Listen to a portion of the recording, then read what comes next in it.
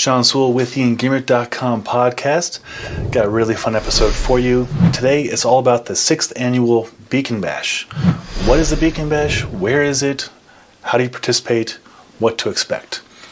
So the Beacon Bash is a grassroots effort started by my friends Will Coleman, Wade Lancaster, and myself.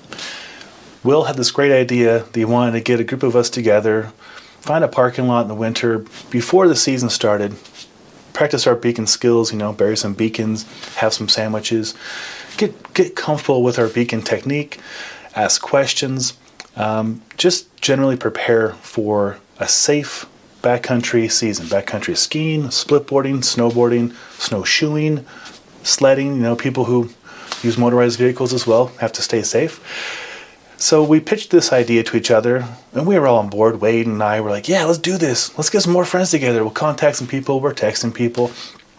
And then I was like, Wade, Will, why don't you just put it in our Colorado Backcountry Ski and Snowboard group, which is a group that I help moderate on Facebook. And at the time, I think we had 1,000 or 2,000 members in the group. And the response was fantastic. People were like, yeah, we're in. We'd love to go. Where's it going to be? What time? So originally we decided we're going to do it on Berthoud Pass. Just a nice place to meet. If you are smart, very safe terrain to go recreate in afterwards. And just it's we love Berthoud Pass. We love Friends of Berthoud Pass, which is a nonprofit that hosts a lot of free avalanche information clinics. And so as it's getting closer, we're like, maybe we can have a raffle. Like maybe we can give away some stuff and then give that money to Friends of CAIC, that's Colorado Avalanche Information Center, and Friends of Berthoud Pass, because those are organizations we feel strongly about. And yeah, we could do this. Like, let's just make this reach out to some people and see if they want to donate. And I run Engearment, so I reached out to some people and like, hey, can you donate a jacket or two or a helmet? Weston got behind it right away. Weston's been the biggest supporter out of pretty much everybody. That's very evident, and up till currently. And they donated, I believe, a Splitboard, which is huge. This is just like on a whim kind of thing. And so as it's getting closer and closer, I forget who or how it went down, but somebody said, do you have a permit to meet at Berthoud Pass? Because it looks like you have over 70 people or whatever the threshold is. And we're like, no, we're dirtbags. We're going to show up in our trucks and have a turkey sandwich and bury our beacons and, that kind of thing. And then give away some clothes and snowboards and stickers and stuff. And I might teach people how to swing a kettlebell and, some movement mobility stuff to get people prepped before they go into the ski season. And so like, yeah, you can't do that. That's not, I won't say illegal, but it's just not properly licensed. And okay, cool, try to do it by the book. So I believe Wade got a hold of somebody at Winter Park, because this is like November and the Winter Park's not open yet. And we just asked very nicely, can we use one of the faraway parking lots, something over on the Mary Jane side? We don't need anything. We just need an area to let people come to, and we'll bury some beacons and such. And they were like, heck yeah, we like what you're doing. That's a great idea. So they not only offered the space, but they came in with an earth mover and cleared some snow. And, we had tears of joy. Wade and Will and I were like, no way, this is coming together.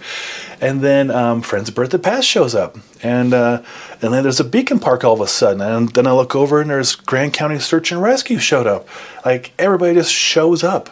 And Wade was making some hot dogs and burgers, and we're what is going on around us? And I'm like, I have kettlebells in my truck, and I could teach people some of the mountain fitness school.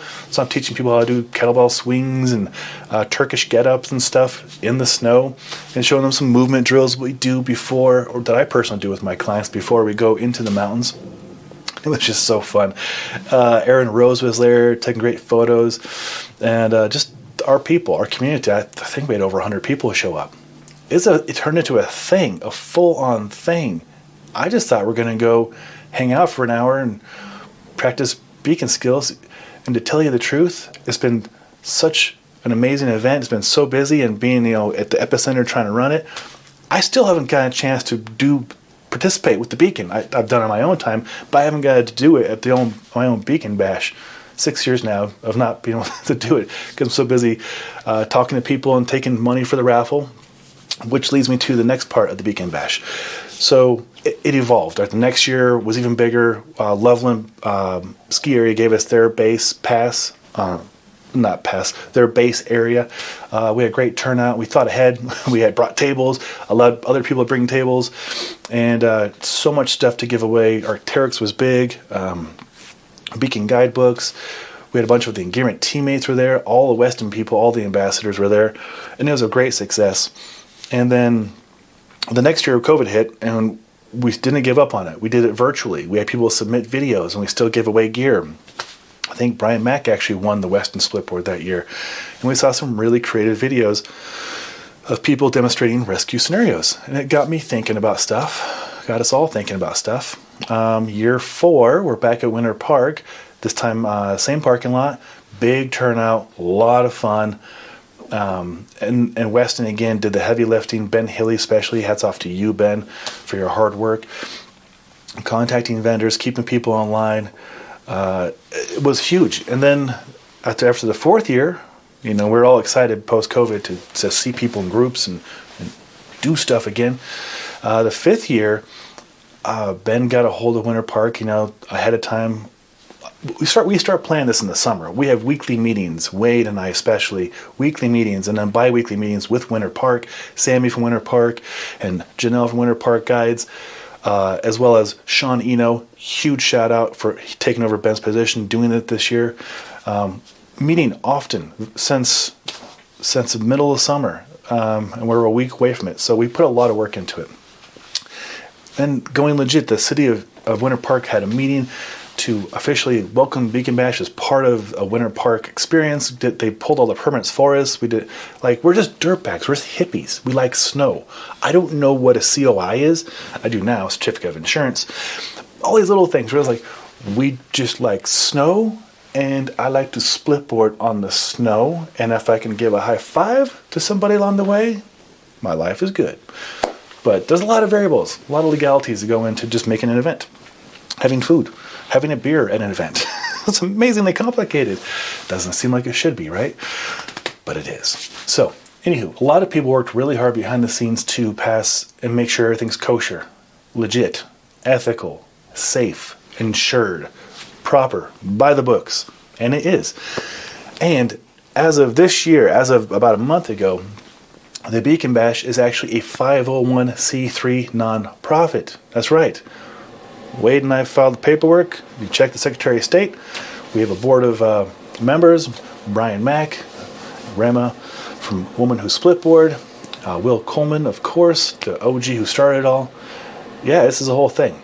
That is the Beacon Bash. Now, history aside, formalities aside, all the paperwork aside, what the heck is the Beacon Bash? What to expect this year? Year number 6 at the base of Winter Park. So, last year we had it at the base, and we were kind of mixed about it because we're like, we'd love to just have it in the parking lot so people can drive up. We can make some burgers over a solo stove and make a pizza truck show up and all that stuff. But no, we were going legal, and we got at the base, and it was great because there was a bunch of people to turn out, people who were backcountry curious as they're walking by to go to the gondola. So that was a really big plus for us. So we're doing it again at the base, and we're actually doing it in the middle of a big event that they're deciding to call the Venture Out Fest at Winter Park to showcase free activities you can do at Winter Park. There's going to be a band and a DJ over on the far side of the setup. We'll have the main side next to the gondola. We will have beacon parks on either side, run by BCA on one side and Ortovox on the other. And then I will have a stash of Mammoth beacons if anybody's looking for some. And then, of course, if you have your own beacon, you can bring it. And what the beacon parks will allow us to do is for you to practice your beacon skills in a really professional environment. We'll have guides running the stations. If you don't know what a beacon is, even better, you're beacon curious, come check it out. We'll have different brands of beacons there. Like I said, BCA will be there, Ortovox will be there. I'll have a Mammut. I personally use Mammut. And basically what they are, they're little radios, and they communicate or they receive. Usually you have them on communicate as you're out touring, but if somebody goes missing and you need to find them, then we go to receive. And we try and gather their signal and locate them. And then there's 2 more things, a probe and a shovel. The probe is the collapsible staff that is 200 to 360 centimeters long, very long, like several feet long. Probe, where you probe into the snow, hopefully make contact with whatever it is you're looking for, and then a shovel to dig out the snow. So my good friend Justin Ibarra and his Colorado Adventure Guides will be doing demonstrations on what that proper techniques look like, as well as what do they carry in their kit, in their backpack. Winter Park Dog Patrol will be there as well to give demonstrations on how the dogs help in the Winter Park Resort to find and locate people. Grand County Search and Rescue will be there as well. I will lead off at 9 a.m. Coffee mobility drill, as I've done every year for the last 6 years, where I just basically show you free mobility drills that you can do anywhere. I have all my clients doing it before they go skiing. I do them before I train with the kettlebells. It's just real basic stuff. Takes about 5 minutes, and it gets everybody warmed up. Literally, we'll have bivouac coffee there as well, and we get things warmed up starting at 9 a.m. and then you can join one of 3 free uphill access groups, led by one by Rhema from Women Who Splitboard, one from some colleagues from Pomoka and Dynafit, and then one from Colorado Adventure Guides, and each one will have a Weston ambassador or Weston rep with them, as Weston is the main sponsor for this. Weston will have splitboards, I think even skis, to demo as well. Scarpa, I believe, will have some boots to demo as well. We're going to have 25 different tents set up with different people who have contributed to the Beacon Bash, whether it is a donation. Oh my God, don't even get me started on the raffle prizes. This is nuts this year. But each of those tents is invested in the Beacon Bash. They want the Beacon Bash to be successful. We're actually at a few different Beacon Bashes in different states. So we're trying to replicate this system and take it to Washington last month and some other places later this year. But back to this Winter Park Beacon Bash. It is a free event. It is a kid-friendly event. I'm not going to say it's dog-friendly. It's not dog-unfriendly, but I don't know Winter Park's official rules. Back when we were doing the dirtbag version, there's a lot of dogs, and I love dogs, but I don't know how the rules work on the resort, so you can look into that on your own. But it is kid-friendly. There will be food provided by Winter Park, pay for food at the base there. There'll be bathrooms and such. And then you'll get to meet us. Wade will be there with his wife and daughters.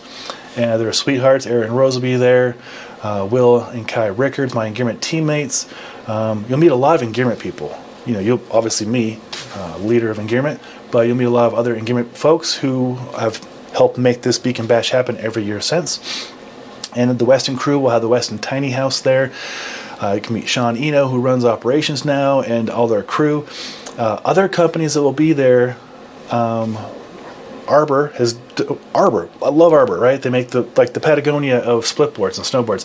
They're donating boards, several boards to the raffle. Weston's donating a splitboard to the raffle. Venture, hand-built splitboards out of Silverton, Colorado, will be donating a board to the raffle. Usually we have one board. I think this year we're going to have 5 or 6 boards to raffle off. So big prizes. Arc'teryx is donating clothing, so nice Rush shell, which is a very expensive shell. And then a bunch of other clothing stuff. Oh, there's some ski rack from Yakima, their Fat Cat Evo 6. Gregory Backpacks will have a backcountry backpack filled with backcountry food from Backpacker's Pantry. We will have Thermarest is donating a really nice winter sleeping bag, because if you're a backcountry recreationist, there's a good chance you probably sleep in the back of your truck or your Subaru, and you need a good sleeping bag. So I pitched them on that, so they're bringing that. The list is long of vendors who are providing stuff for the raffle. But last year we raised about $10,000. This year I think probably double or triple that.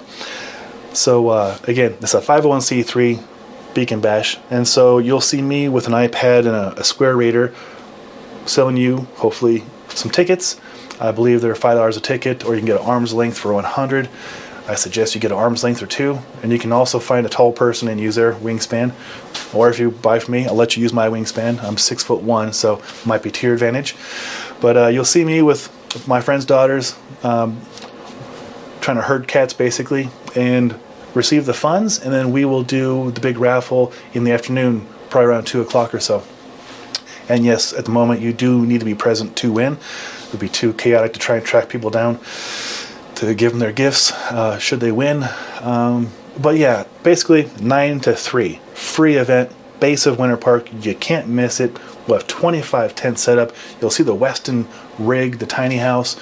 You'll see our Beacon Bash blue tent. Yeah, we have our own tent. It's a beautiful, beautiful big blue tent. It says Beacon Bash. There'll be QR codes on it so you can scan it and you can donate right then and there. We will have a Venmo set up as well in case you can't get to me and the card reader. We should have 2 or 3 people with card readers though, so we can process those payments. Get your tickets. Hold on to those tickets. But in the meantime, you can go on the uphill tours. You can talk to people at the different booths and learn what they do, learn more about their gear. Phantom Splitboard boots will be there. You ever seen a hard boot Splitboard but setup? You haven't? Check them out. I ride them. You can see the mounting right there in that board. Got questions on anything, whatever company's there, we'll be happy to talk to you about their offerings this year for backcountry skiing and snowboarding and splitboarding.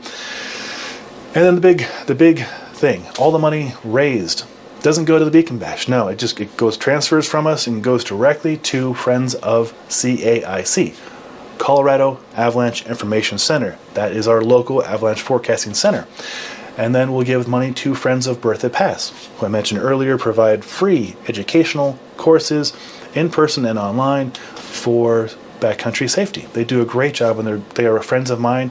I get to be their official fitness consultant and kind of like on the side teammate, and I love it. And then, of course, Winter Park Ski Patrol, Dog Patrol. The dogs. We have to support the dogs. We love dogs.